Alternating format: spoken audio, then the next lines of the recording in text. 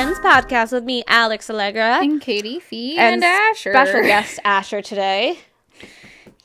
He's joined us because he's being a good boy. Yes, you are. Laying down and now he's now he wants loves attention. So we'll see how this goes. He was all by himself. Brayden was upstairs. Oh, hi, buddy. Can you lay down? How are you doing? Good. I'm tired, but good. Yeah. Yeah. Just thought going on. I feel like I went through a period where I didn't have much going on after work, and then like this last week it was 3 nights in a row of like work something. So, and then I think it's the same. Yeah, it's gonna be the same this week too. Yeah, my next all of April is like travel. Month I have at least one festival, if not 2, and then we're going to the beach to get some content, which will be fun. And a lot of I knew April and May were gonna be like my busiest months, and surprisingly after that, like July, like nothing planned right now, which is like normally when like it should be the busiest time. I feel like I don't know what Asher's doing. He's making himself a bed, so don't wreck the carpet, dude. All right. But I just wanted to say one thing because we're going to talk about touring industry, some terminology things today. And so one thing that is like a big no-no about touring is like posting your credentials. Like, don't do it. It is cute sometimes. I will say I've had some really cute credentials. Like when we went to Lindsay L, her puppy was on it in like a crab suit, and it was so cute.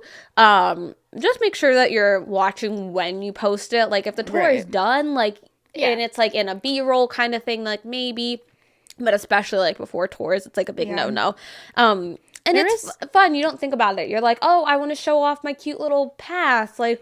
Or, I got but someone could replicate it. But the replication process is, you just got to watch that. Someone posted a credential on CRS's story, and I don't know. I couldn't tell if there was, like, enough blocked on it or not. But I was like, I don't know if you should have posted this. Yeah.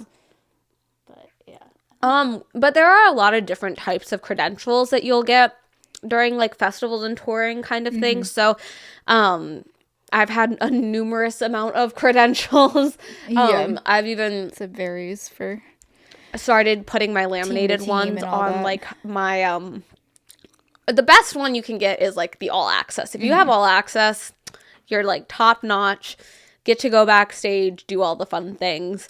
And as somebody who photographs and does all that stuff, the best credential to have is all access. And then you have, like, your media credentials, which is a separate thing, which, again, all access... Sometimes all access doesn't get you down in the photo pit. It depends on the show if they're very particular about things. Normally it should. I don't know. Again, I've only had, like, 1 or 2 times when, like, it didn't. And it was because there was some rule about it.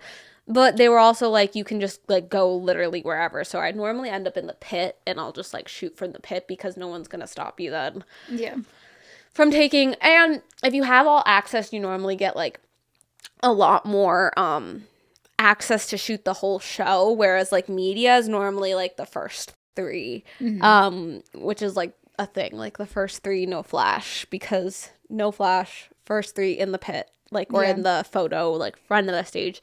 And so I talk about that a lot. I'm sure I said that before on this podcast as well, but yeah, and then you get, like, your volunteer credentials. Like, Katie and I have gotten a lot of, like, volunteer, like, types of credentials from doing, like, CMA Fest and CRS and... CMA Fest was paid, but, like, the lowest tier, I guess, essentially. Yeah, like, you got, like, certain access to certain things.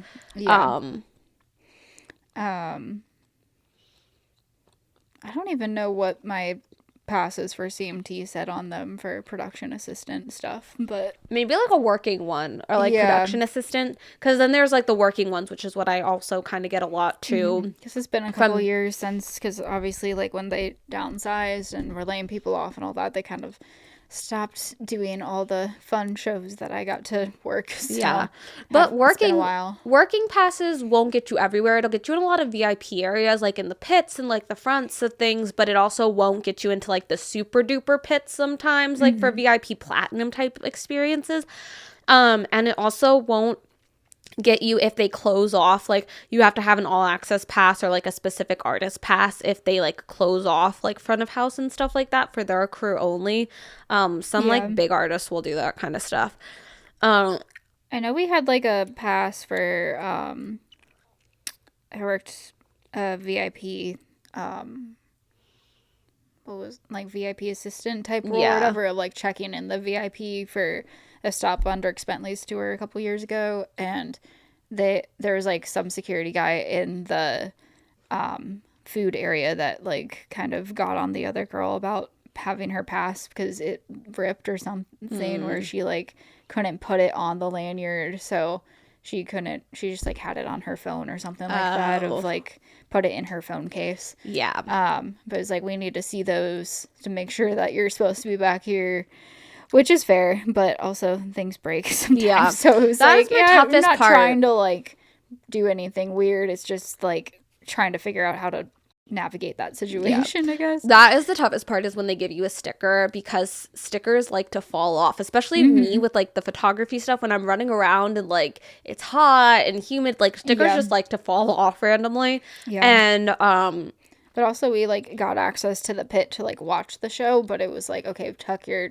pass away, and like we got like a wristband, just like a standard pit wristband that everyone who paid for the ticket as well had got the same wristbands. So sometimes they just give you what everyone else is getting to give you access to the pit if you're just like your work's done after the show starts, essentially, but they let you stay to watch. So did you see that Luke Combs, for his tour, Dirk Bentley is opening up for Luke Combs?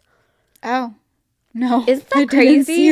It said with special guest Dirk Bentley and somebody else, but I was like, Dirk Bentley opening for Luke Combs just does not sound right to me. I mean, I don't remember the last time he's put a song out that like has done anything super big, so maybe That's it's fair. like one of those things, because there is that transition that happens with artists where it's like you think of the 90s country people who were like peak in the 90s, and now it's like they're the openers again because they're still a fun act to see, but they won't draw a big enough crowd necessarily to be like the main act. I just feel like Dirk Bentley, even though he is an older like artist, he still, just because he does like the little like cover set thing and like midway through where he's like the like redneck Hot people. Country Nights. Yeah, I don't like halfway through, or is it like an opener? Okay, so it can be for Country Thunder. He did it as like a halfway through thing. So I will say I stayed for Jordan Davis, and then because this was in Indy and I was driving home, so I was like, I don't think I can safely like stay for the concert and then drive all the way home afterwards. And then there's without me, falling asleep, who stays till the end of the concert and then drives back and then goes to work the next day. So I was like, I'm gonna stay for Jordan and then probably head out. And then like my friend also headed out the same time, so that worked out well because she, I think, Ubered to the venue, and I was like, let me drive you to your hotel, because it was like north of Indy, so I was gonna have to drive south like through Indy to get home anyway. So I'm like, let me drop you off at your hotel and save you some money, and then I'll keep going.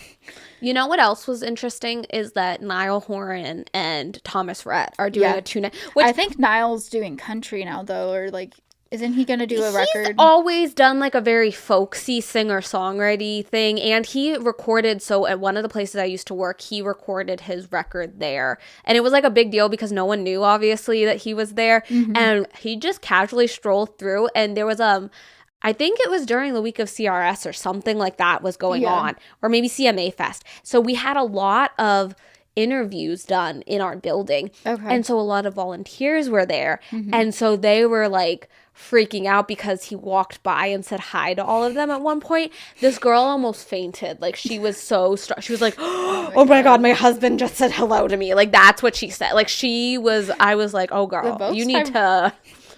I feel like the closest I've had to like not being able to keep or like just having like a reaction without like reining in and trying to be like cool or professional was we were supposed to be seat fillers, and then they put us in the pit for the B stage at CMA Awards, but like mid-sentence I stopped talking because Scotty McCreery walked by.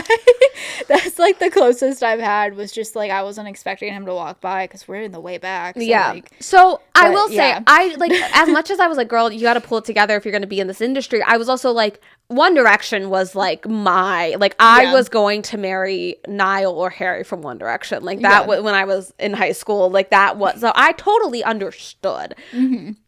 But I was also like, I'm like actually working, like I actually work at this place, like I need to be professional. And then also, the only time I've ever done that is with Charlie Worsham. Like I will say, like when he played Yeah. the Ryman, I was like, oh my, because I'm just so in love with his songwriting, and like he is the only guy for some reason that I can't. Ryman? Yeah, I forget what he was doing at the Ryman. I think it was Okay. for like when I worked as an usher there, it was Oh, during, yeah, he was okay. at some, Yeah. like, he was doing something there. It was probably for the Opry, and he was the guest at the Opry. Gotcha. And but like, I have learned, obviously, I've been around a lot of celebrities. I will Yeah. say, if Harry Styles ever came around me, I might also just like, excuse me. Yeah. But there's like a very few handful of people that will still get me a little like, oh my God. Yeah. I mean, I've been around people, like, we talked about CRS and stuff and volunteering, and I mean, this was when he was still kind of more relevant, and it was when him and Carly were together, but Michael Ray came to see Carly Pierce speak at one of the events, and like, I don't know who this lady was, but he knew her, and she was standing by me, and I had to stay where I was, so he came and greeted her, and then like just went and stood on the other side of me because he couldn't stand next to her because Yeah. I was there, kind of thing. And I I'm will just say- standing there like, yep, I don't think yep, it okay. at any level, I think there's always, especially like if you only like ever watch these people, I think it's different when like you grow with these people. Like, Yeah. I think like if like some of our friends or something, like it would be a little bit weirder to be like, oh my gosh, like, Right, yeah. But it's also like when you've like grown up watching some of these people like through high school and stuff, like there's Yeah. always this air of like of that celebrityness, Right. no matter how cool, like you can like avoid it, like, you know, but like especially like somebody like Michael Ray, who was like big on the radio when I was in high school, it's like there's And, always yeah, just he like this was, little like- air of it. I remember he was on talking to Stormy Warren on the highway about like just suffering from anxiety and stuff like that, and really related to that, and how just appreciated his openness about talking about things like that, because mental health, especially back then too, like more so back then, wasn't talked about. So I was just like, okay, I'm next to Michael Ray. But I just kind of kept a straight face and was just like, this is what it is. 'Cause, Yeah. I mean, it's an industry event, and his, gonna sit up here? I don't know where they were at that point, fiance, whatever, was speaking, so he was Right. there for her. So yeah. Also, like, remember seeing like Scott Borchetta walking around and stuff. Oh so, yeah, like, for sure. just seeing people. And this was still in when passing. Taylor was with him as a client. No, this was. Oh. because this is in the 2020s. So this was Oh, then like. it was, but when I saw him, it was Oh. earlier for me. So after, I don't know what he's doing. He's loving life. Do you want up on the couch completely and you can sit with us? Yeah. Is this comfortable I don't to you? know. Like what? Where was that all coming from? Oh, just like being cool around Yeah, celebrities. people and being professional because you're in the industry and you have to, I guess, try your best to be cool about things. But Sometimes it's like a matter of you just have to like let it just be like, yep, they're there. Because Yep. the second that you start to be like internalize that you're right next to these people, I think that that's when the starstruckiness of like, oh Yeah. my God, like if I let it sink in that Niall Horan was walking around where I was working, I was like, oh my God, Yeah. like I'm actually like right next to these people. Like that's when it starts to hit. You just have to like let it wash over you and just be like, yeah, wall, yeah, they're humans, they're people. right. And then you go home later and you can be like, oh my God, I was right next to these people. But you can't do that. Not in the moment. You No. gotta keep it cool in the moment. Or like I remember CMA Fest, like, because we had the Woggies, and I was thankfully nights 2 through 4 I got to be in the Tennessean suite because and be like suite attendant because it rained that whole year. But the first night I was like in the way back on the floor of Nissan to like answer questions and guide the photographers and stuff. Yeah. No one ever needed me. I was just like standing back there, but you like hear the stuff in your ear, and I hear like chain smokers of like as a surprise guest to be with Kelsey. So you get to hear like cool stuff that like no one gets to know until they come on stage. They kept Lil Nas X like a complete secret though. Like that never came across the radio because that was Old Town Road year. So when that was a thing, of course, it's cool to hear things. You just gotta know how to like only react internally and keep it cool on the outside. I guess those were like some little fun tangents to say that my topic is like touring terminology and things today. Some things I'm not gonna go over, like what is an artist or stuff like that, because like that's kind of dumb. But what is an artist? So let's go over philosophically. What is so things like a hard ticket versus a soft ticket event. So a hard ticket is when tickets are sold to the general public, when a final payment to the headliner artist is directly related to how many tickets are sold. Typically, the main source of entertainment is the artist's performance.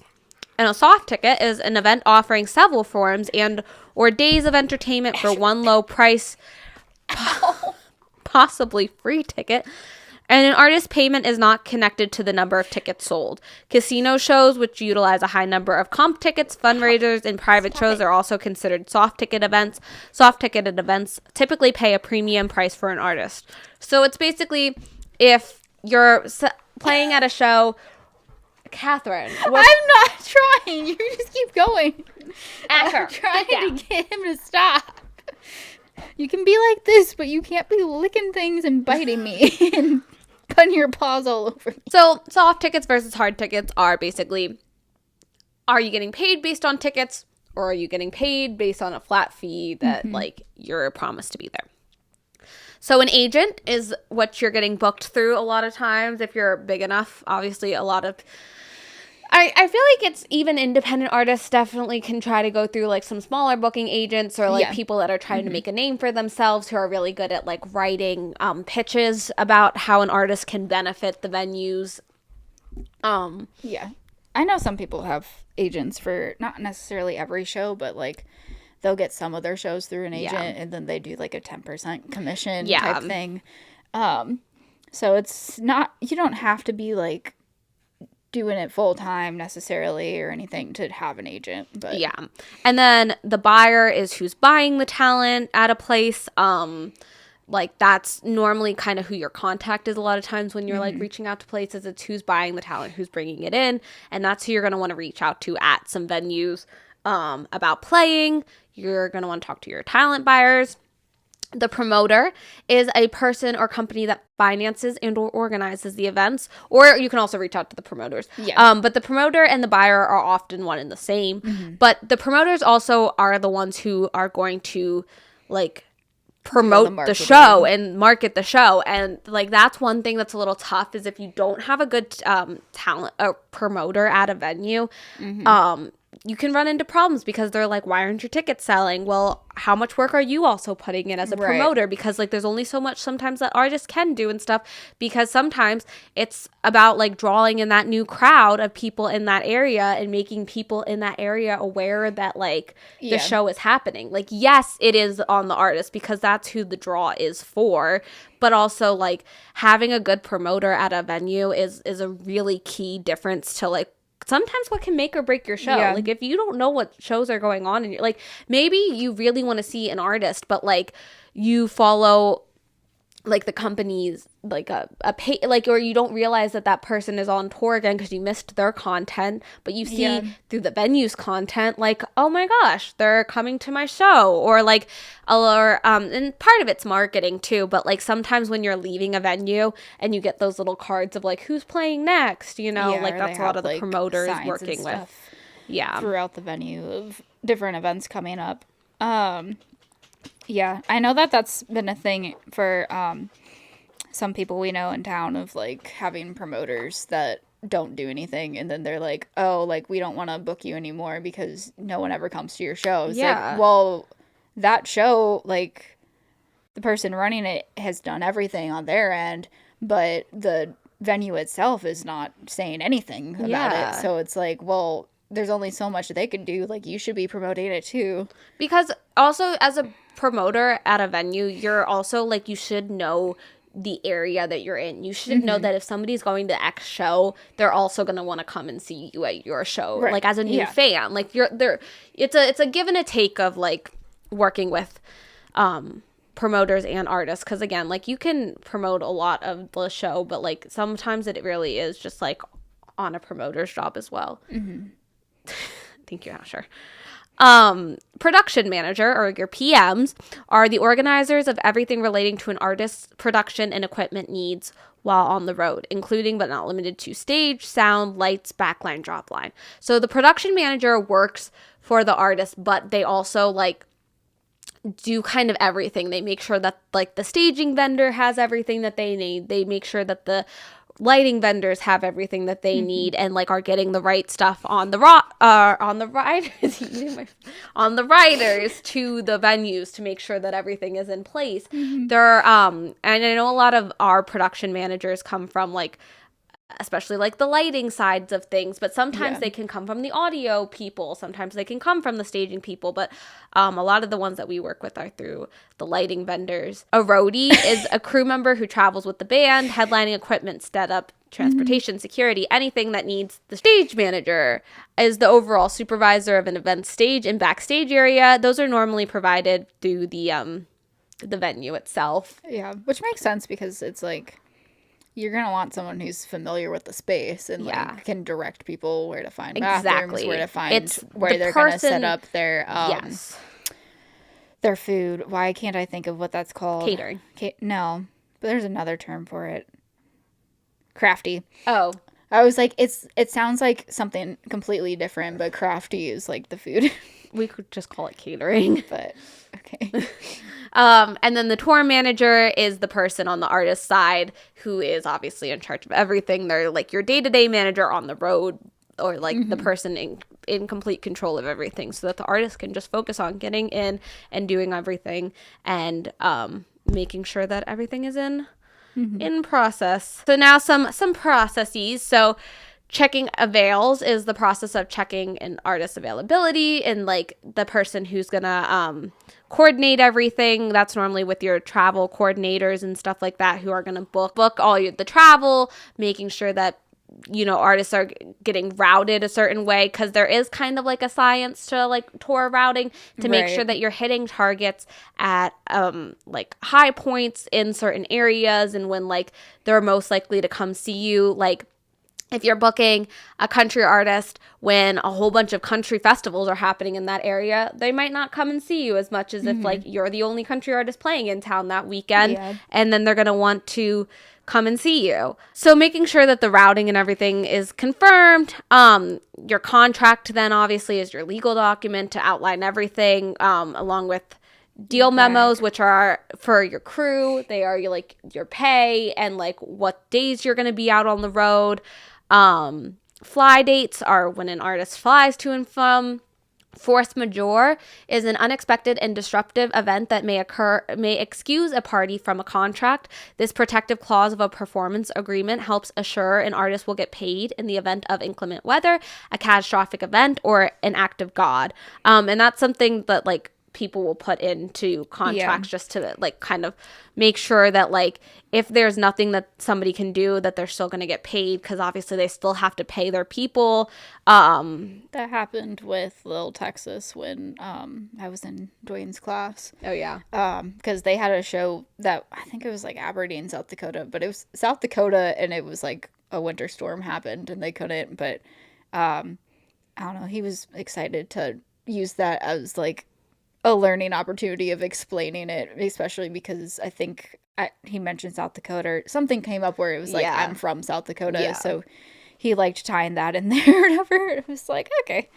So, we talked about that in our artist management class. A one-off is an isolated date that doesn't route with any other days. So like sometimes in your like Katie and I do a lot of one-offs is basically what that is, because it's not part of a tour. It's not anything. It's just a little one-off. You pop in, you pop out. If you like, like book a festival or a fair or something, but then you for some reason can't get any other shows to line up. Like say you have like a Friday night concert at a fair and you're looking for Thursday and Saturday to route you there and back, and for whatever reason it just doesn't work out, then it's like that one show is a one-off. Just a one-off, exactly. You're gonna go for that and nothing else.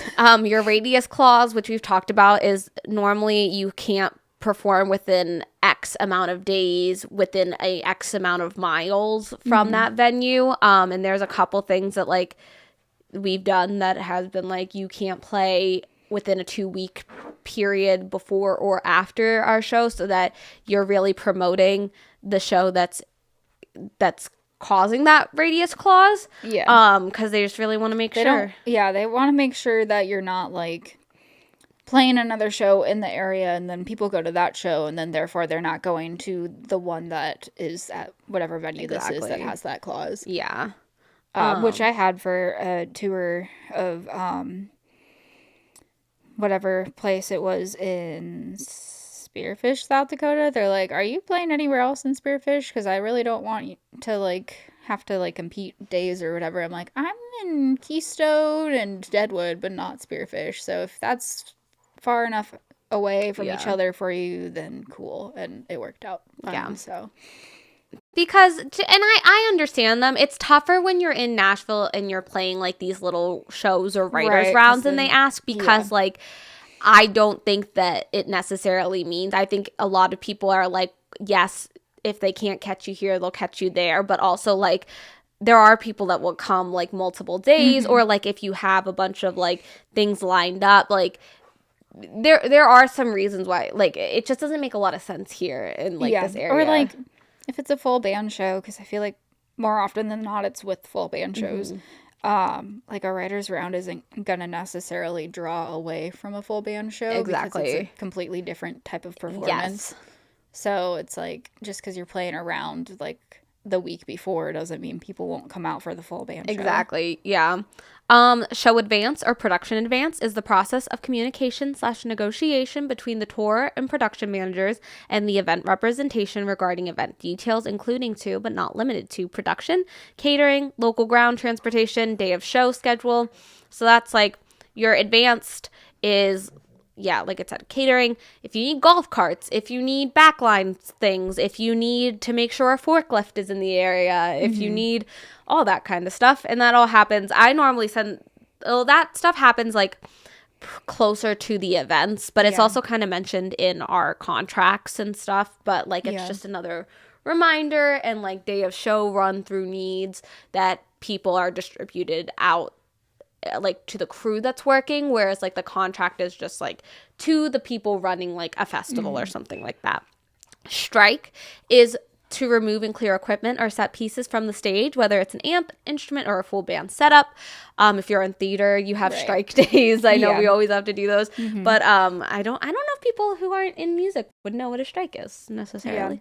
Yeah, I remember that from theater in high school. I mean, speaking back to the musical director stuff that we talked about 2 weeks ago, being a musical director also means like knowing what backline is provided at a gig. Like a lot of like these like smaller clubs and stuff will have a limited number of backline stuff, because especially for like these one-off fly-in dates, like people don't bring like everything necessarily, and they'll have stuff. Every venue is different on like what they already have as far as backline, but at least like having like a monitor or having an amp or, you know, some kind of speaker system is normally pretty good. Or like having like do they have a drum kit set up, or are you bringing your whole drum kit? Right, because that factors into like cost too of stuff, because like if they don't have backline provided and you're flying in, it's gonna cost a lot more to fly a whole kit, all your drums out. Right. Or like maybe that would make you decide, okay, we're gonna just do the drive instead of flying for the gig just to haul all the equipment versus having to spend the extra money to fly with all of it. But then that adds on days, obviously, and that would add into your band cost, because then you're paying the band for extra days on the road and all that stuff. So it all kind of factors into the cost of doing the show, and therefore how much you would be wanting to try to Yeah. get paid for the show. And So, then front of house, or FOH, is where your lighting and soundboards are normally located within 100 feet of center stage. So that's like the big, if there is a walkway, it's normally down that walkway. Yeah. A lot of times it's just like open areas where you can walk around. Sometimes audio and like all your techs are on the sides, or video monitors and stuff, but like a lot of times sound and lights are down the walkway in the front, because then you can see and you can hear. Everyone always says if you want the best experience at a show, stand next to front of house, because you're literally hearing and seeing exactly what they want you to see and hear, and it's going to be like the best acoustics, the best so that's visuals, where they're standing when they're like mixing figuring out those everything. levels. Yeah. An input list is the detailed list of each input, mics, amps, etc. should be patched in order to show up correctly on the soundboards. Local ground is a passenger vehicle with a driver provided for your local crew, or transportation of artists to and from venues and hotels and airports.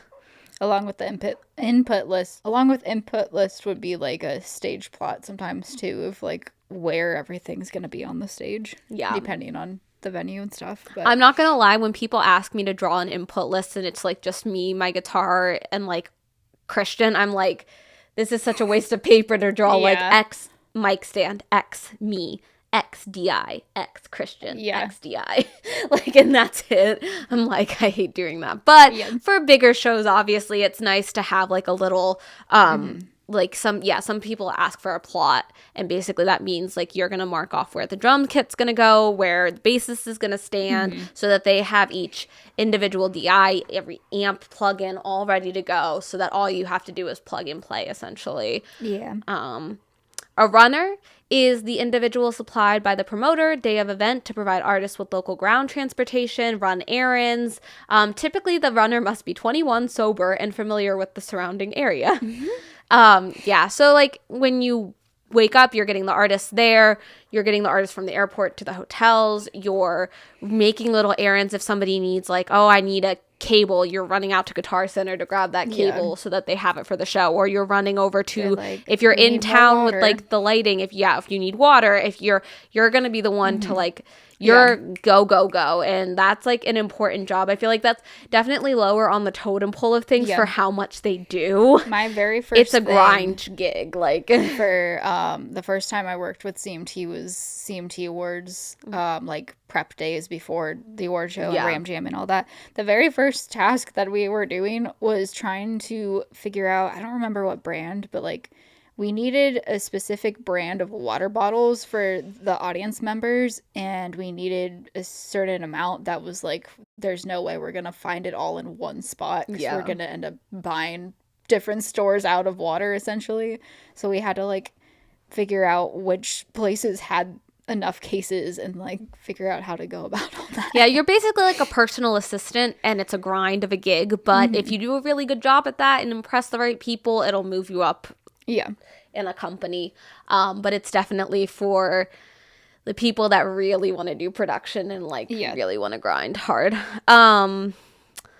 Sound check is obviously running through, making sure the instruments sound right, that lights look right, to make sure. I mean, sound check is important. I've had some people that are lighting directors that will go out and everything was fine the next day, but then it rained or something and they got water and they have to reprogram all their lights for the next day. Like, so, or like you didn't know that like one of the lights was out during the show last night, and so you test everything and now you have to go fix that light. So, do you have line check on there too? No, I didn't, but because sound check is more like detailed, I guess, and like typically you can like run a song or a bit of a song to like test levels together and things like that. Versus like New Faces, it's a line check right before you play, and they just check your levels for each person, and then you're like, all right, go.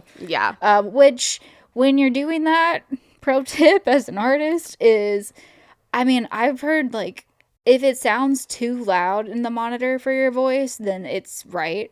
And I thought I did that.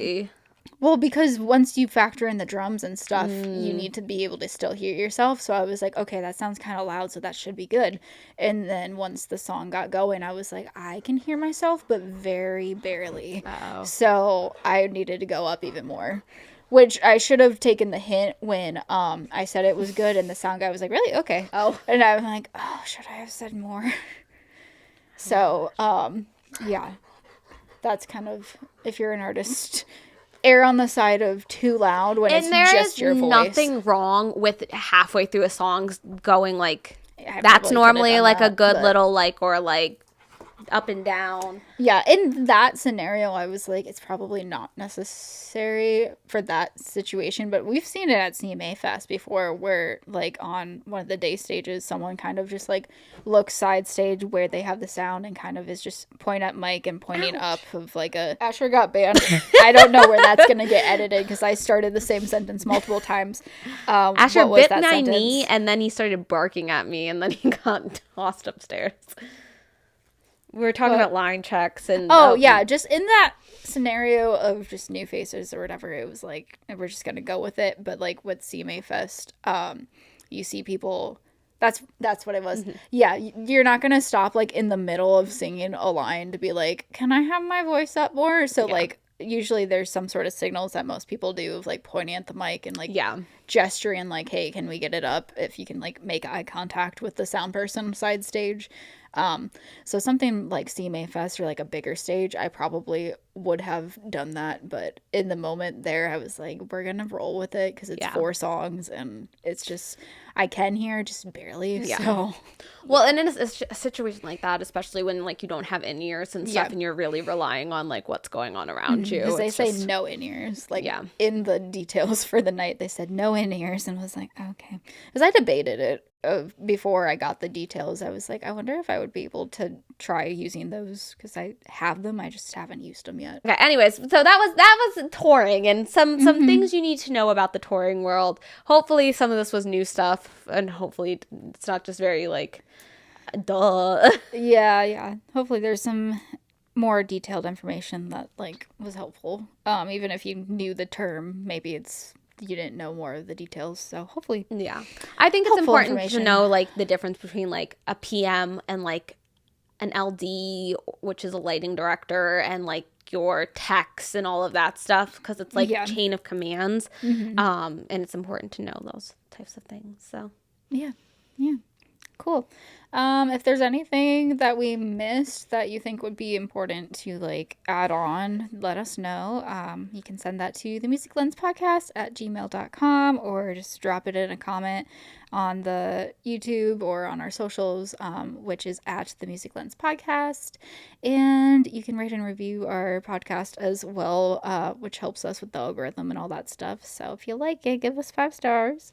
And you can follow Alex at Alex Allegra Music and myself at Katie Fee Music, and we will see you next time. Bye.